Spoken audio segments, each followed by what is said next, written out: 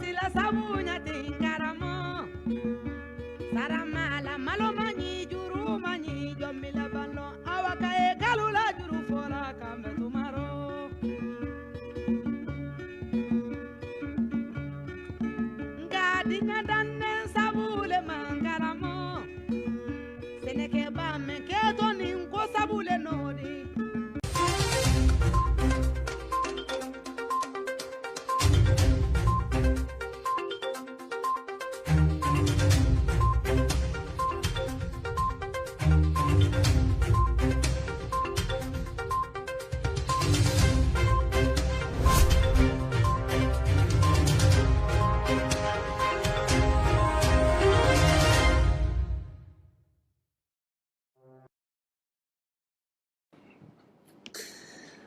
Maliyan wa assalamu alaikum ambe aw be fo ka aw be wali mandon wakati na mali kono ani mali ko ka anga fuli bise jamana do man wati ni na ka be kenkele na fo ka fo aw ye aw bisimila aka bololo sanfɛ ni o ye ouverture média ye ambe aw fo kosobe ka aw be wali mandon wati na ambe sibiri dunya la ni o ye samedi ye ambe septembre kalo o kile 18 o ye bi samba fla ni kele ambe o labi wati na maliyan aba kalama ka fo sibiri dunya konve anga jemukan aka suma anga jemukan ke misiki korofo ka sabula aba kalama amuri fo nguni urgence bi jamana kono ni kumunu me jamana kono aka kan anga sibiri ani dimanche fo ka ta sen denema ko bedu nwana sabula na fa wera fo to na ka seka jamana dunga barake ka nye nyeni nyumana wala sabbe seka nimisi wasa sora chukumna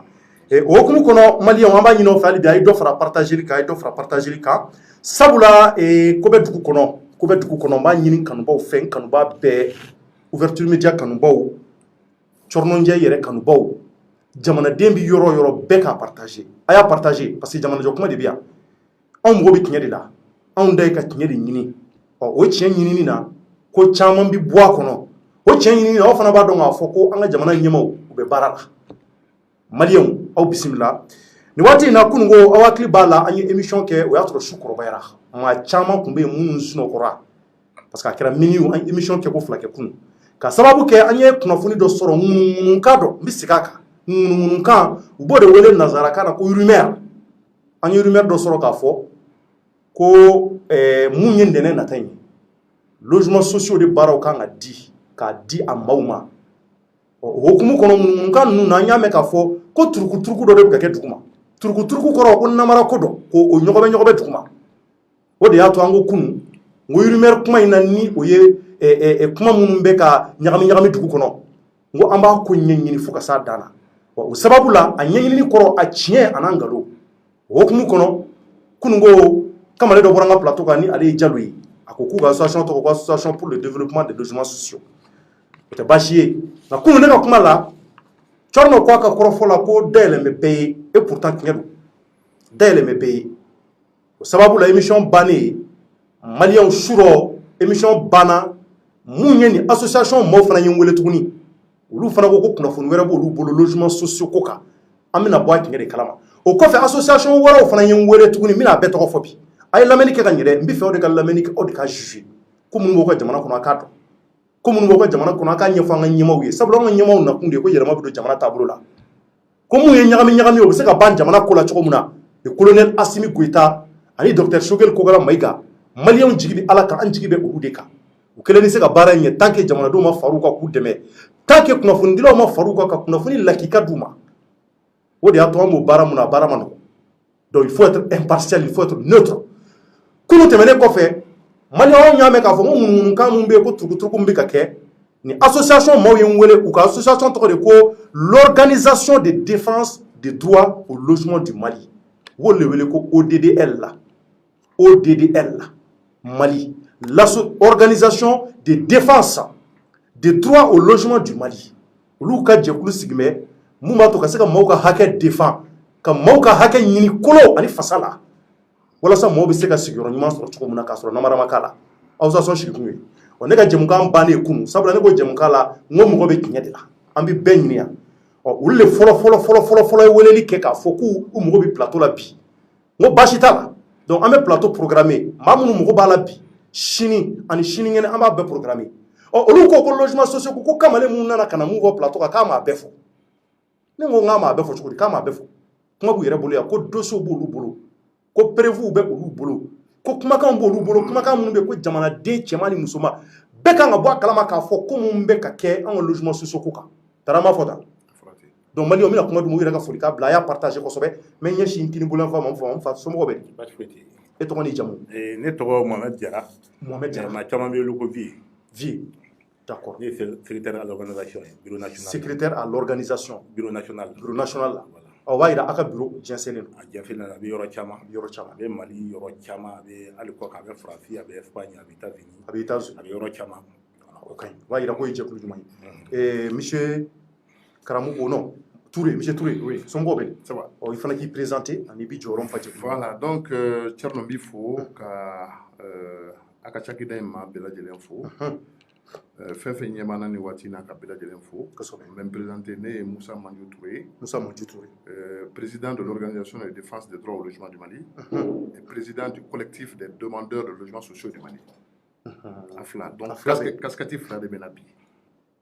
banfula fila de bɛ kunna o de bɛ na bi saba fila wa saba de ko saba dɛ avion ko saba de walima fila comité de veille fana logements sociaux kɔnɔ o fana ɲɛma don donc ne fana y'o ɲɛma dɔ ye donc an bɛɛ bɛ yan nɔ ale ye casquette saba ye ne ye casquette fila ye a ti tɛmɛ kan donc o b'a yira k'a fɔ maa minnu bɛ n kɛrɛfɛ maa jɛlenw don ka kuma soko la o tɛ wa o kulubali don a banna Mali an bɛna don babu kɔnɔ a ye dɔ fara partageli kan an bɛ jamana jɔ ko de la o de y'a to ne yɛrɛ ma sɔn ka lafiya sɔrɔ weekend na wa an bɛ bɛɛ ka bila la n bɛ segin kɔrɔfɔ kan nin waati in na logement sociaux ko de bɛ yen ko tile de kan ka di ntɛnɛn nata in yanni tile ka di ntɛnɛn nata in ko in tiɲɛ na nkalon an bɛ fɛn k'o de dɔn ŋunukan bɛ ka fɔ ta i tiɲɛ don walima nkalon anw b'a ɲɛɲini de la o de la association mɔgɔw nana k'u bɛna an bɔ dɔ kalama o hukumu kɔnɔ maliyɛnw an b'an ka sponsoriw fo fɔlɔ kuma ba tɛ yen bi ye jamana jɔ ko ye kosɛbɛ nka an b'an ka sponsoriw fo foli ye diyagoya k'u la W7 ani ka se Yara walima an bɛ u fo kosɛbɛ Mamadu Yara n'a ka cɛdenw an b'u fo ka foli lase Savon Dima ma o fana bɛ ka jɛmukan in jukɔrɔma tonto Cɔrɔnɔnjɛ yɛrɛ b'a kanubaa bɛɛ fo diɲɛ fantan naani fɛ continent bɛɛ la maliyɛn bɛ k'an lajɛ yɔrɔ o yɔrɔ ani k'an soutenir an bɛ bɛɛ fo hali bi jamana in ala k'a diya ala ka nkalon nakasi ala ka tiɲɛ bɔ kɛnɛma maliyɛnw hali bi ala ka faama ɲumanw don an garisigɛ la an hinɛ bɛ maa minnu na an b'an ka président de la transition fo ani marabolo ɲɛma ni o ye docteur Sogel Kogala Maïga k'u fo kosɛbɛ u bɛ baara min na a ma nɔgɔn f'u ka dɛmɛ bi de ye dɛmɛ dɔ ye donc kunu tɛmɛnen kɔfɛ n y'a fɔ n ko association caman ye n wele dɔw fana ko surɔ mun bɔra plateau kan k'a ma tiɲɛ fɔ o association don nataw la an bɛna olu fana recevoir plateau kan n bɛ segin kɔrɔfɔ kan sabula yan bɛ bɛɛ de tɔgɔ la nka an bɛ ninnu de ta lamɛn o association n'i ma fili o tɔgɔ ko coalition pour la défense du droit au logement coalition pour la défense du droit au logement o fana ye olu ka jɛkulu tɔgɔ ye olu fana ko k'u bɛna na ka komi bi kun prévoilen don ka ban ODDDL la an bɛna olu lamɛn olu ko prévu b'olu bolo k'olu bɔlen kɔfɛ ka ban ko ma ti kuma i m'o fɔ a président président i ko aw ka association dɔnnen don a dabɔkun ye maliyɛnw bɛ se ka so sɔrɔ fantanw parce que logement social dabɔra fantanw il faut an ka segin a kan donc fantanw bɛ so sɔrɔ cogo ka sɔrɔ nɔgɔ t'a la parce que Mali logement social waati dɔ kɛra la an bɔra bɛɛ kalama k'a fɔ k'ale faama dɔw bɛ yen yɔrɔ dɔ b'u bolo u bɛ taa k'u lafiya yɔrɔ ye n'u tilala u b'a da sɔgɔ u bɛ taa u kɛn bɛ k'a di ko dɔw y'a di hali u sunkuruw ma dɔw ye an ye nin ŋunuŋunukan bɛɛ bɛn an ko k'o bɛ se ka kɛ cogo di fantan jamana kan n'an ma hinɛ an yɛrɛ la an ka jamana an b'a ci donc bi a ka association i ko association ba don ko jɛkulu ba don diɲɛ kɔnɔ tari récépissé bɔ bolo fɔlɔ mun b'a yira k'a fɔ ko don parce que kunun mun bɔra yan mɔgɔw y'a yira k'a fɔ ko a n'a ma kuma dɛ kuma man ka kɛ dɛ a bɛ tan mais bi an t'o la quoi c'est à dire an mago bɛ tiɲɛ de la nous on veut connaître la réalité a ka fɛnw bɛɛ dafalen don très bien logement social ko bɛ cogo di Mali kɔnɔ voilà donc Thierno n b'i fo ka fɛn fɛn ɲɛ b'an na nin waati in na k'u bɛɛ lajɛlen fo l'organisation de défense des droits au logement du Mali o ye jɛkulu ye jɛkulu mun yamaruyalen don a ka lafasali kɛ so kan jamana in kɔnɔ ni jamana yɛrɛ ye sɛbɛn d'a ma n'o récépissé filɛ n'i y'o récépissé jamana yɛrɛ ye sɛbɛn d'a ma a ka wuli ka jɔ kɛ joona on est inscrit au journal officiel également du Mali très bien o filɛ nin ye collectif des demandeurs de logements sociaux du Mali jɛkulu mun yamaruyalen don a ka so ɲini jamana kɔnɔ ka di a ɲinibagaw ma n'i y'o association sɛbɛn n'o ɲɛma ye ne ye o fana inscriten don journal officiel du Mali la C'est un mouvement, il est né depuis 2015. Mouvement, on va sur le mouvement fouillé de Jamana. Là, sur le mouvement fouillé de On va sur le mouvement fouillé. Très bien. Au flair. Donc, pour te dire que, de façon juridique, nous sommes couverts. D'accord. Voilà. Donc, par rapport à tout ce qui se passe, effectivement, il y a un gars qui m'a fait un dado Fengrena. Sur le même bord à Diallo. C'est vrai, mais c'est qu'à fois, à ma dado Fembela, mais à fin fort Tonyedou. Tonyedou. Tiendou.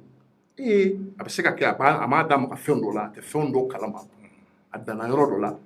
anw y'a lamɛn a ye fɛn fɛn fɔ tiɲɛ dɔ la a ma golo fɔ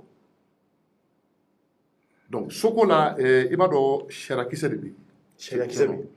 sarakisɛ mun ni jamana yɛrɛ y'a sɛbɛn ka kɛ gafe ye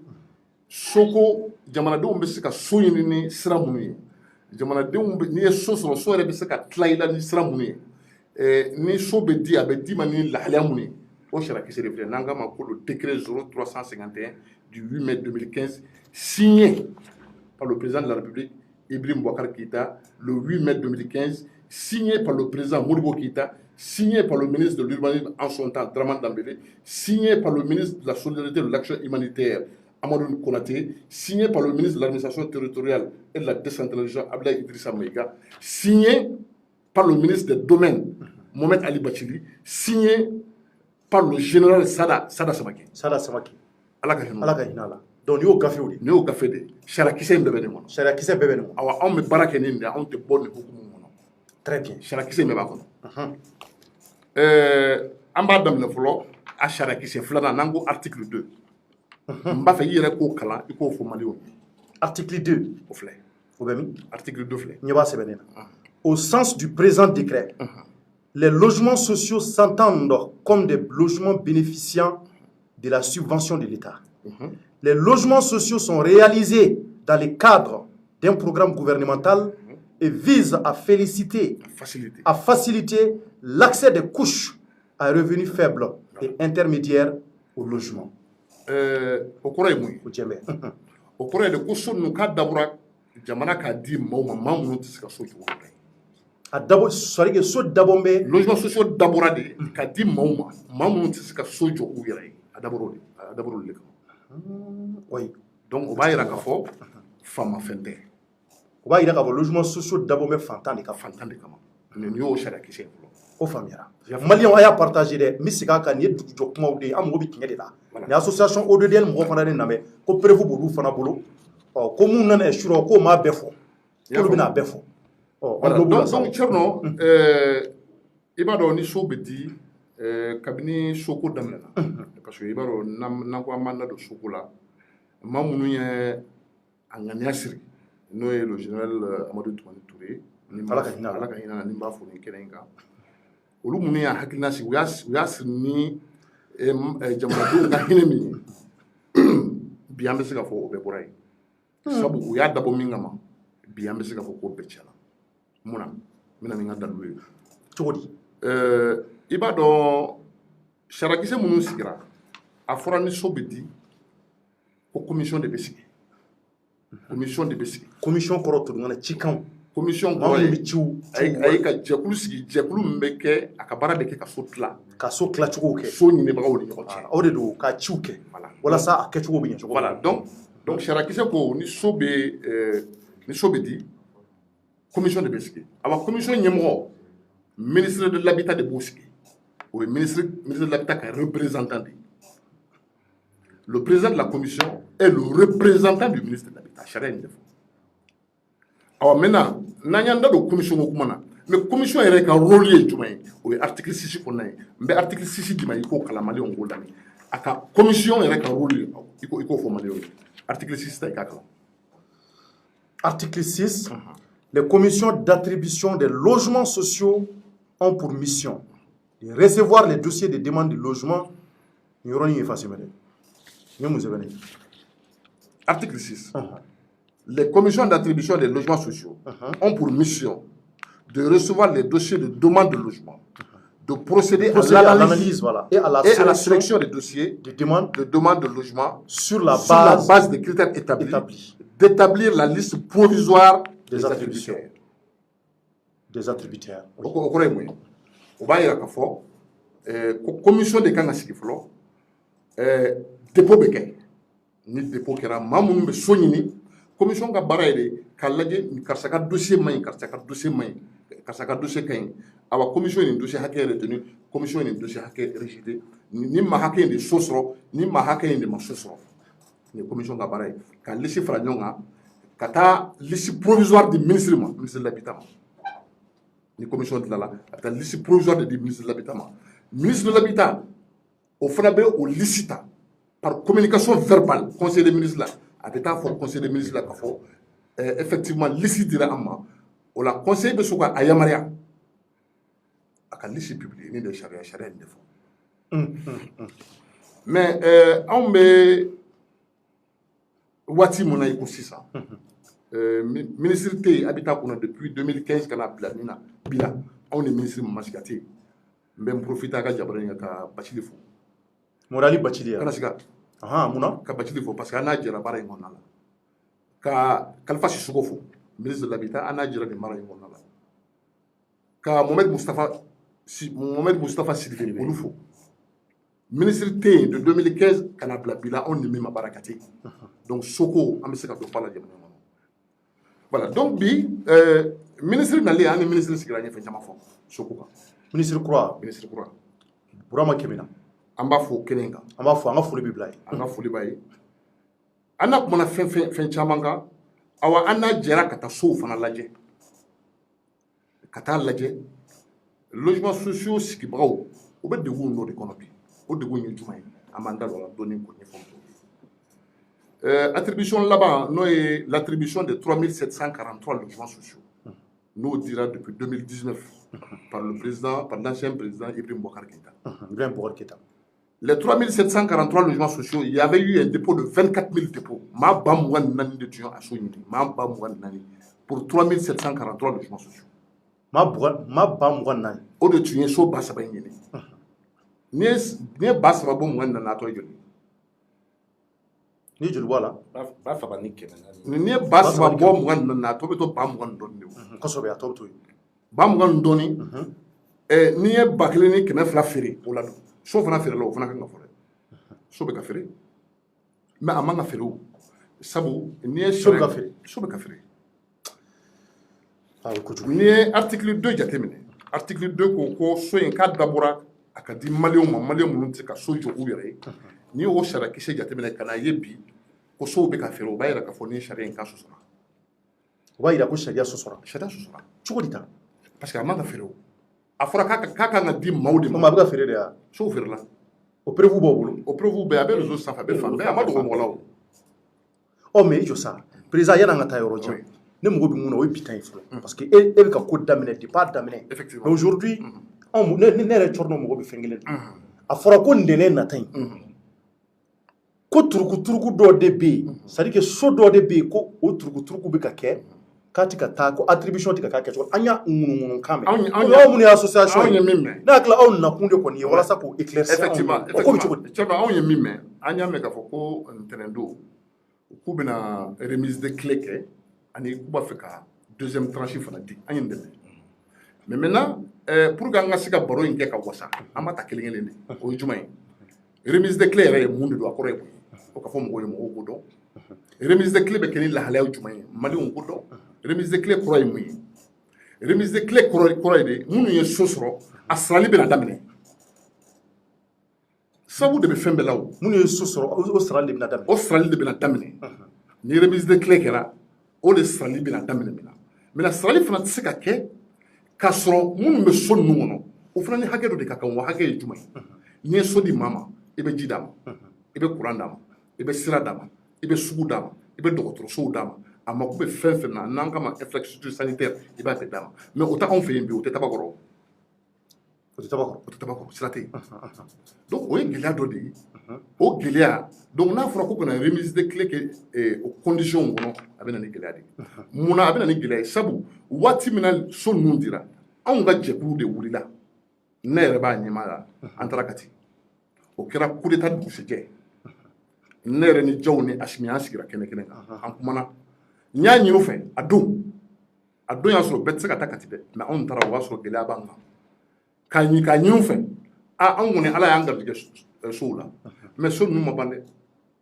so ninnu ji t'an bolo courant t'an bolo sira t'an bolo ji t'an bolo sugu t'an bolo dɔgɔtɔrɔso t'an bolo a don kama sɔrɔsiw ye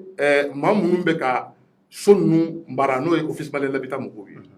k'a ɲini u fɛ u ka baara ninnu kɛ fɔlɔ u ka sɔrɔ ka tigɛli daminɛ an b'o san 2 de la bi o baaraw de ma se ka ban an bɛ don min na i ko bi o de ma se ka ban o ma ban sabu mun na k'a daminɛ o don na ka na bila bi la sira tɛ yen k'a daminɛ o don na ka na bila bi la maaw yɛrɛ de u yɛrɛ mɔgɔninfinw yɛrɛ de so sɔrɔbagaw yɛrɛ de u ka compteurs ta u yɛrɛ ye ji ni courant école tɛ yen école privée de bɛ yen fantan sigiyɔrɔ kɔni école publique de kan ka ye o mais école privée de bɛ yen an ka sugu t'an bolo dɔgɔtɔrɔso t'an bolo sira t'an bolo an ka sirabaw dɔw bɛ yen dɔw kɛlen don ka Ala minɛ ka taa so jɔ a cɛmancɛw la donc o ye gɛlɛya dɔ de ye maa mun ma lafiya a ka sigida la fɔlɔ maa mun wulila ka taa ɲini jamana marabagaw fɛ k'a fɔ an ma labɛn so in sarali ma a waati donc n'a fɔra ko o baaraw ma kɛ o waatiw kɔnɔ bi n'an y'a mɛn k'a fɔ ko sarali bɛna daminɛ donc anw bolo jigilatigɛ don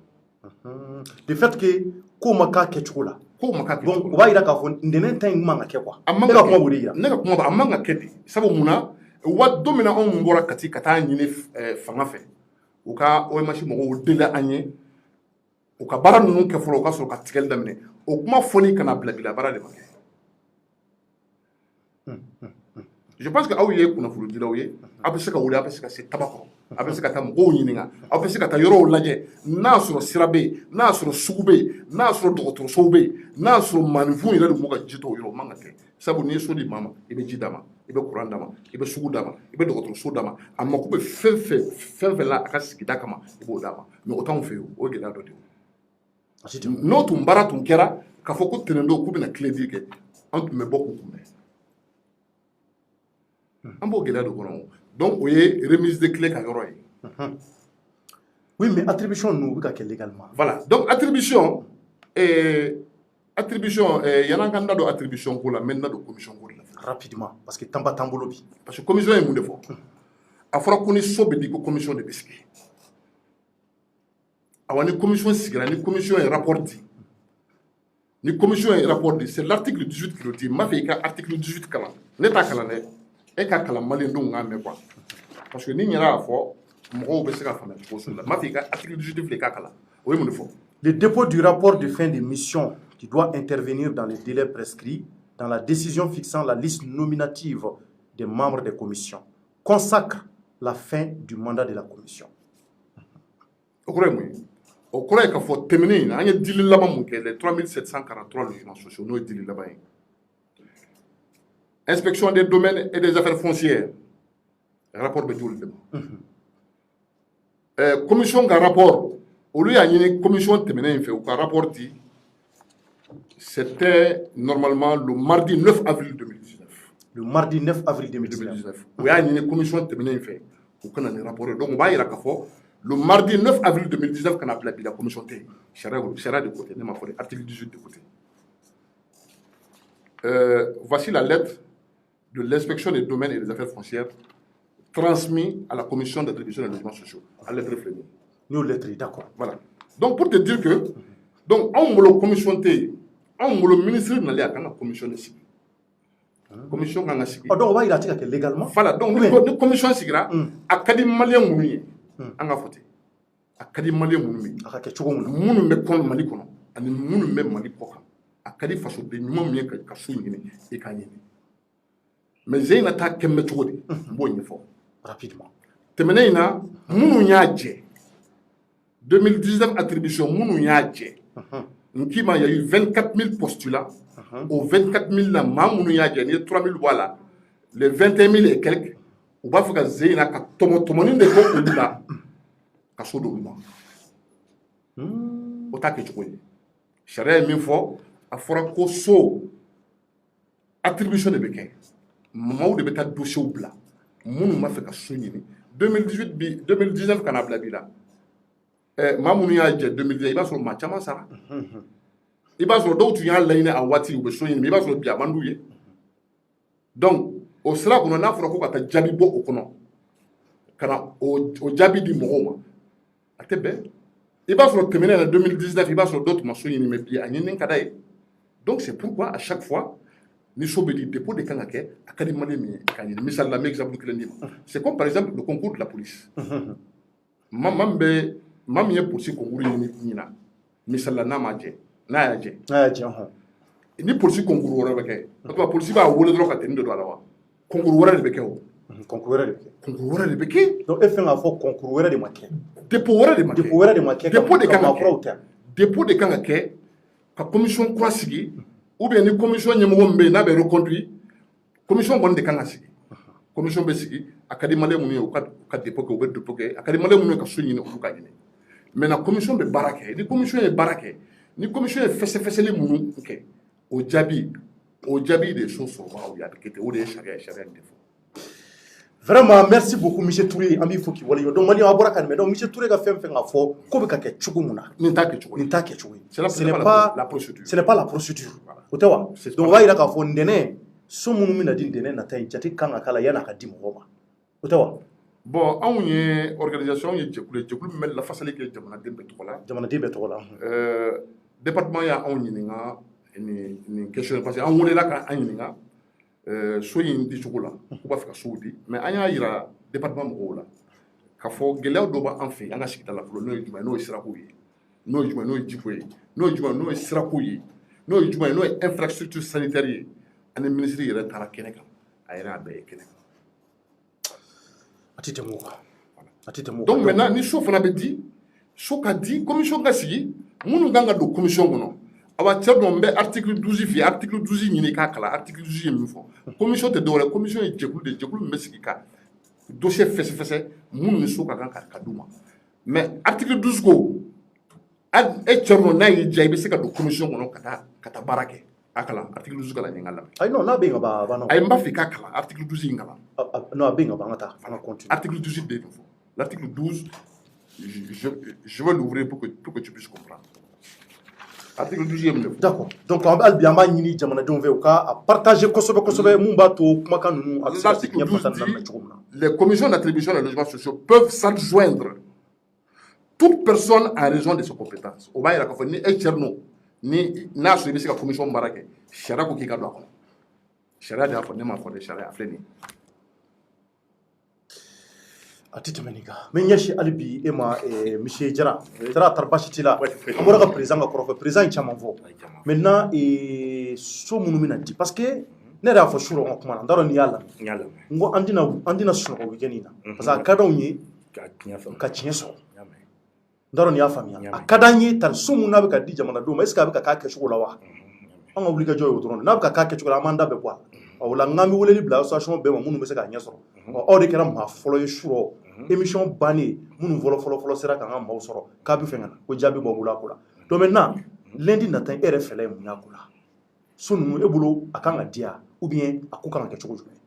bon cɛ dɔn président ye kuma in belebele bɛɛ fɔ ka ban sariya kan ka so di cogo min na président da sera kuma de ma so in vraiment anw ma jikunya la chez nous en l'organisation nous on s'est déféré dans cette affaire là. aw t'a ko la. anw t'a la parce que anw ka jate kɔnɔna na a ko ma kɛ tiɲɛ kɔnɔna na a ma kɛ bonya kɔnɔ. a ma kɛ tiɲɛ kɔnɔ. a ma kɛ tiɲɛ kɔnɔ a tɛ ka kɛ tiɲɛ kɔnɔ. a ma kɛ bonya kɔnɔ. a ma kɛ bonya n'o de fɔ. a ma kɛ bonya kɔnɔ parce que aw yɛrɛ filɛ nin anw wulila ka taa ministre fɛ f'a ka bureau la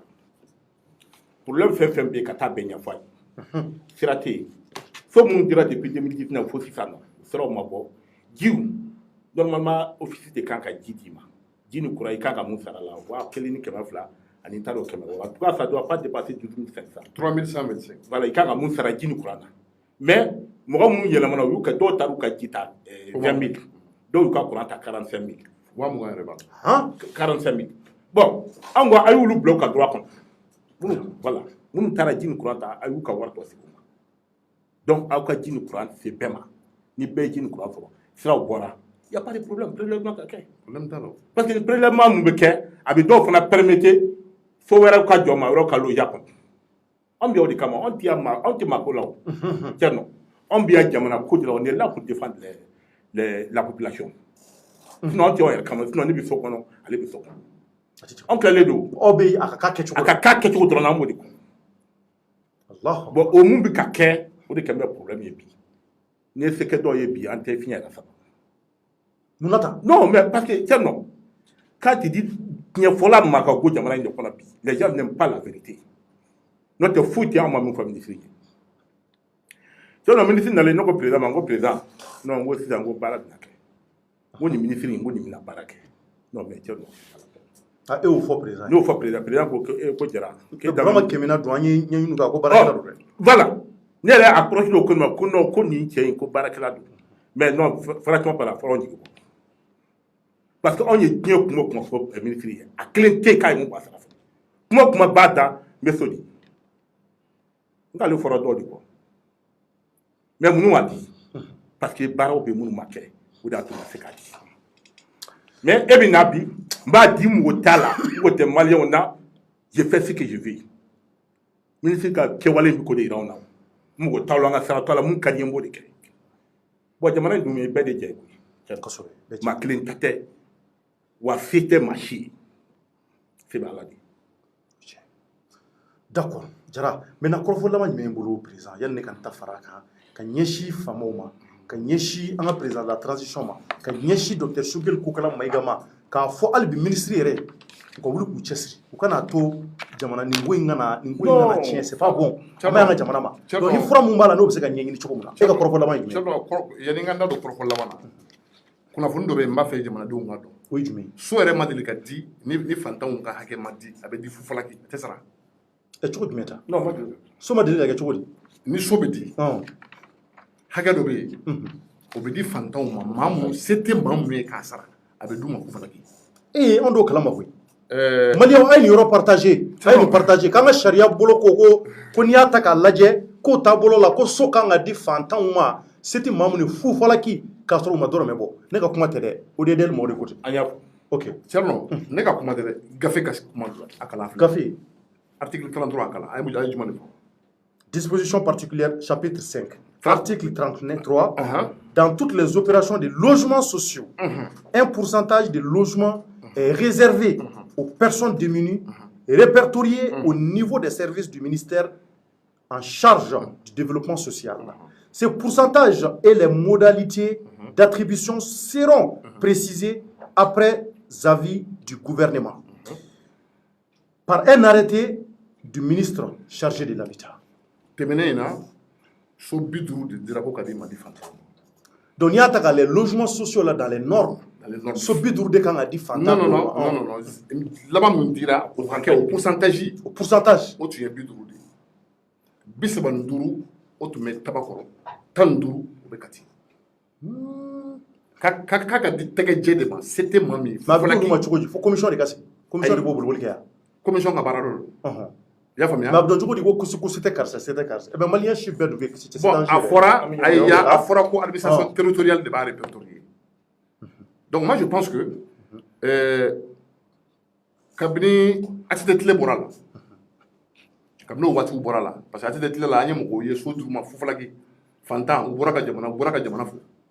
mais kabino watu borala kana bila an won mai folo ka ko so dira mama fufalaki amai mais comment sur la charia bi mais mon appliquer comment be do aw mai aka nyanyini na anga nyanyini na mais anya seben furawi e ka fɔ ko tɛmɛnen na ko 50 tun kan ka di fantanw ma an y'a sɛbɛn kura ye mais a dira fantan jumɛn de ma an m'o ye o an y'a ɲɛɲini fana an m'a ɲɛ sɔrɔ an m'a ɲɛ sɔrɔ an y'a hali ministre ɲininkali kan an y'a kuma se fo ministre ma an b'a fɔ ko fantan kelen yira o la an ka kelen yira na kelen dɔrɔn ka bɔ k'a fɔ ko so dira ma ko falaki tabakɔrɔ t'a gosi t'a sɔrɔ a tɛ yen a sariya filɛ nin ye mais o y'o dɔn est ce que o donna du bɛɛ kɔnɔ k'a lajɛ non mais a b'a ko kɛ cogo minnu kan ka di an y'olu ɲininka olu ma se k'a yira na jɔnni kan ka yira o la commission olu ma se k'a yira an ye commission ɲininka olu ko di k'a tɛ yan olu ko fantan saba de sɔrɔla fantan saba tɛgɛjɛ saba de sɔrɔla k'a kun ka di ninnu ma an ko bon a y'o saba yira na o ma se k'a yira bon maintenant so 40 na n'i ye saba bɔ a la joli bɛ to 50 n'i ye saba bɔ a la joli bɛ to a tɔ tɛ to 40 ni 7 o so 40 ni 7 o bɛ min o fana ma se k'a yira tellement an dun tɛ sɛgɛn dɛ an tɛ sɛgɛn an tɛ ɲinɛ an ka baara de wa an b'a ɲɛɲini Sa mugan ɲina k'an b'a ɲɛ. Ah oui. Donc ni de kɛra. Ni de kɛra. Tiɲɛ an tɛna se ka nin kuma in fɔ yan ka ban bi. N'o tɛ n'an y'a ta sini m'a sɔrɔ yan. Tiɲɛ ne ka kuma ye min ye dɔrɔn k'a fɔ an ka autorités ye. Mali autorités ye k'a f'u ye dɔrɔn ko fanga yɛlɛma mun kɛra kɔsa in na ni malidenw bɔra n'a bɛ hakili jigin M5 RFP la. Oui, M5 RFP. Ni clé di in kɛra ni remise de clé in kɛra o kɔrɔ ka fɔ nafa ma ye coup d'état la. Ni kuma ba i da kɔnɔ dɛ. Bɛɛ ka tiɲɛ de fɔ. Cogo jumɛn? Ni clé di in kɛra ntɛnɛn. N'a kɛra ntɛnɛn nata in. N'a kɛra o b'a jira ka fɔ jamanadenw mago tun bɛ jɛlenya mun na a ma kɛ ten. Mais article bɛ e yɛrɛ y'o kalan. Ne y'o kalan sa nka o b'a jira ko nafama ko la. Nafamaya la mais kɛlɛ kɛra mun kama. Ka yɛlɛma don kow la. Mais ni est-ce que hali IBK sɔnna ka nin ɲɔgɔnna kɛ hali IBK ma nin ɲɔgɔnna kɛ. Bilahi hali IBK ma nin ɲɔgɔnna a n'a ka ko bɛɛ TV ma y'a ka diɲɛ foyi la mais hali IBK ka ministre ma sɔn nin ma. N'aw ko ka dɔn aw bɛ ko ka jɛ kɛ a y'a lajɛ au sein du gouvernement même u k'a lajɛ ka ko ka jɛ kɛ yen fana parce que n t'a dɔn ministre bɛ se ka nin di cogoya min na. Et puis tɛ nan ba ye fo yɛrɛ bɛ di i b'a dɔn k'a fɔ so dɔw hali numéro t'u kan halisa numéro tɛ dɔw kan ne yɛrɛ ɲininka n t'a dɔn a bɛna so di ni nkalon mun ye a bɛna di cogo mun ye parce que n'i bɛ so di. de kabako dépôt bɛ kɛ pour que i ka dépôt kɛ i b'i ka dossier de labɛn ka taa n'a ye dossier mana labɛn ka taa n'a ye i bɛ taa dossier di office mɔgɔ ma i b'a sɔrɔ mɔgɔ bɛ yen i bɛ taa n'a ye yɔrɔ min na olu b'i ka dossier fɛsɛ k'a lajɛ n'a ka ɲi karisa i ka dossier ka ɲi i bɛ 1000 di u bɛ sɔrɔ ka récépissé d'i ma bon o dossier in kɔnɔ i b'a sɔrɔ wari dɔ bɛ yen nɔ a bɛ f'o ma ko caution peut-être dɔ F3 bɛ taa fo 76 jate la F4 o fɔ 2,210,000 ye i bɛ t'o sara banque la banque b'o papier mun d'i ma o bɛɛ bɛ kɛ dossier kɔnɔ donc sini ta k'a bɛna di ne t'a dɔn sinikɛnɛ ta min bɛna di ne t'a dɔn a bɛna di cogo min na quoi wari ma sara mɔgɔw ma wari sara mɔgɔw ma dossier déposé wari ma sara mais wari ma sara mais depuis 2018 wari o bɛ jɛn ka wari sɔrɔ banque la sisan depuis 2018 minnu m'a sɔrɔ san t'a sɔrɔ bɛɛ y'i ka wari ta ka taa ni i postulera n'i m'a sɔrɔ i ka 2,50,000 ani F3 300. Bon sariya fana ye min fɔ bon aw bɛna dossier di aw bɛna a di ma wari tɛ yen. Sariya fana ye min fɔ o kan c'est-à-dire i ka caution n'a bɛ banque kɔnɔ n'i magara la ka ban n'i y'a retiré la banque doit écrire à la commission pour dire que telle personne a désisté, a pris ses sous, donc il n'est plus partant pour le logement. Mais est-ce que la situation qu'il est là, c'est ça le problème. Donc l'organisation se désolidarise de l'événement, totalement. Total. Purement et simplement. Ah oui. Pour la première fois. On se désolidarise. En tant la bi, en tant la Chine. Parce que Wani mɔgɔ b'a la fana an tɛ. Ah oui, c'est clair. Voilà. Donc on hakili la an ka jamana ɲɛmaaw tulo b'an na n'u tulo t'an na n'u kɛrɛfɛmaa min tulo b'an na u k'a ɲɛsin an ka jamana ɲɛmaaw ma u k'a ɲɛ f'u ye ko dɔ bɛ dugu la a man ɲi a kana a ko ka ɲɛɲini k'a tiɲɛ dɔn parce que aw bɔra ka kuma min fɔ sisan mais c'est très grave. o taa ni président ye ka taa émuler de. C'est très grave. cogo di mais i bɛ se ka taa ni jamana ɲɛmaa in yɔrɔ la ko mun tɛ ka kɛ tiɲɛ ka tɛ ka kɛ namara ko ka yugu ko ka taa ni président ni mɔgɔ taara kula la yen o tɛ k'a dɔgɔya. Est-ce que Assimi dit ka kan? A cɛla ci bɛ ka kuma ba fɔ nin na dɛ. Ah mais c'est clair Thierno. Parce que n'a taara il y aura trop de mécontents. Cogo di. Mais Thierno foyi man di ye wa? O ka di dɛ. Ah mais e y'a ɲini sara yɛrɛ i m'a sɔrɔ. Cogo min na sira tɛ yen a sigibagaw sira t'u bolo dɔgɔtɔrɔso t'u bolo sugu t'u bolo ekɔliso t'u bolo foyi t'u bolo sira tɛ yen. Thierno i bɛ ka sira foyi tɛ yen. 70% sugu tɛ yen. Dɔgɔtɔrɔso tɛ yen. ani si tɛ yen. hali ekɔliso publique t'an bolo a si tɛ yen. Hali an ka CESCOM feere la. A si tɛ yen. A bɛɛ kɛra so yan. An ka CESCOM u y'o feere pharmacien dɔ ma o taara ko bɛ t'o jɔ an de bannen an n'o bɛ tribunal la an ka CESCOM ko u b'o fana feere même les espaces u b'o feere pour te dire que i t'i miiri diɲɛ ko kuru si la mun tɛ ka kɛ fiyewu. An ka CESCOM ko an ka Thierno bɔn ni ne ye tiɲɛ a feerela tiɲɛ wɛrɛ tɛ nin an k'a tɛ feere i b'a dɔn a tigi taara polisi la ka taa soit transmis kɛ i y'a faamuya u y'a bila ka taa comme fils tribunal la. Ni procureur n'a ka procureur tɛ walahi tuma min na k'an datugu a taara ye papier min a y'a lajɛ a ko mais n bɛ kɛ cogo di ka titre bɔ titre kɔnɔ. Le procureur même a dit ça. Le procureur même a dit ça. kanga bila ka taa ko n'an m'an bolo di ɲɔgɔn ma ka fara ɲɔgɔn kan k'u b'an bɛɛ minɛ k'an datugu k'an ka yɔrɔ bɛɛ feere procureur ka kuma de ye a don et puis an b'o fɔ ministre ye ko non k'olu tɛ problème ye k'an ka t'u bolo k'an n'u ka jɛ ko privé ninnu an ka t'u k'an ka yɔrɔ utiliser et puis an n'u ka bɛn dɔrɔn o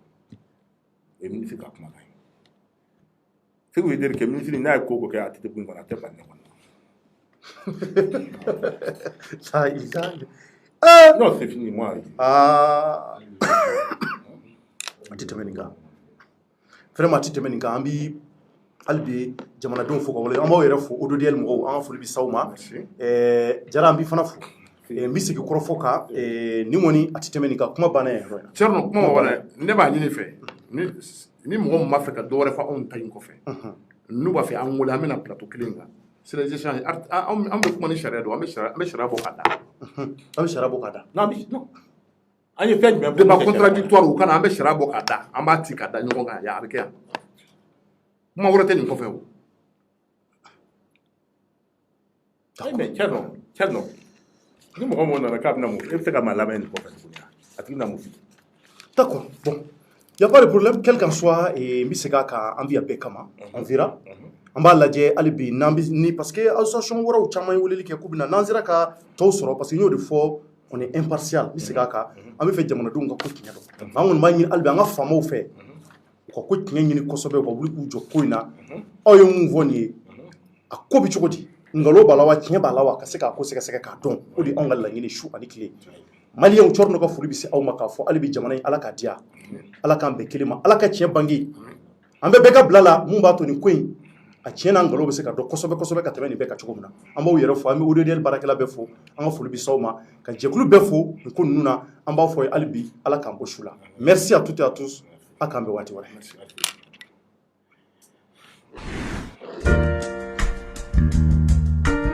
A banna pewu pewu awɔ aw ka dusukasi tajiko la bolimafɛnko ta fan o fan o kɔni wa o banna pewu pewu yarawali nana ka maliyɛn bɛɛ lajɛlen lafiya esansi ɲuman gazuwali ɲuman tulu ni bolimafɛnminɛn ɲuman bɛɛ lajɛlen sɔrɔ yɔrɔ yarawali de don yarawali la aw ka bolimafɛnw bɛ ko k'a jɛ k'a lahalaya bɛ jateminɛ k'a di masawura la i da ɲɔgɔn fila ye o kɔfɛ a ma se k'i yɛrɛ sɛgɛn yarawali la i bɛ se k'i ka fɛnmisɛnnin santaw bɛɛ lajɛlen sɔrɔ wa sɔngɔ damatɛmɛ diya yarawali k'i dɛmɛ i ka taamaw la k'i nisɔndiya ka segin so.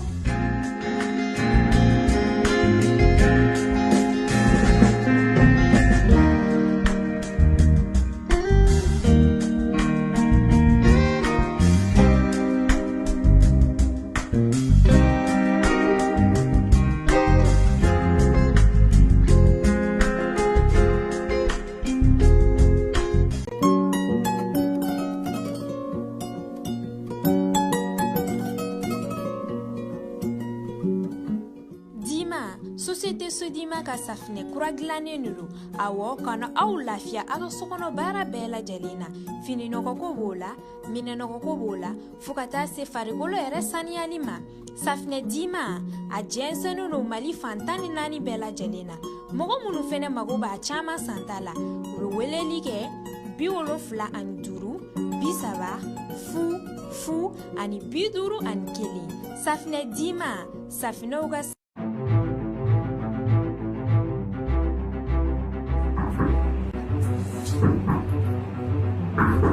Oui.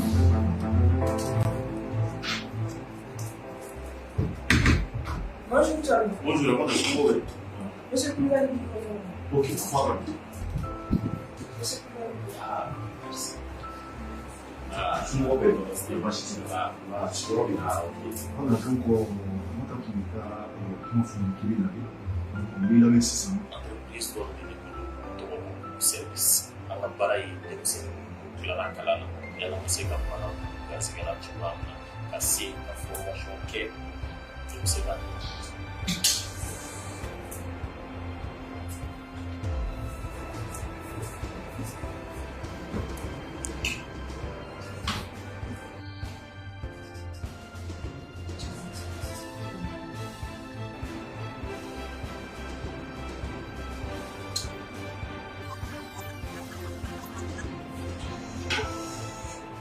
kunnafoni ye fana ye kun fɔ mun na san fo ka ne yɛrɛ jɔ mun b'a la k'i garan kɛnɛya juru sɛnɛ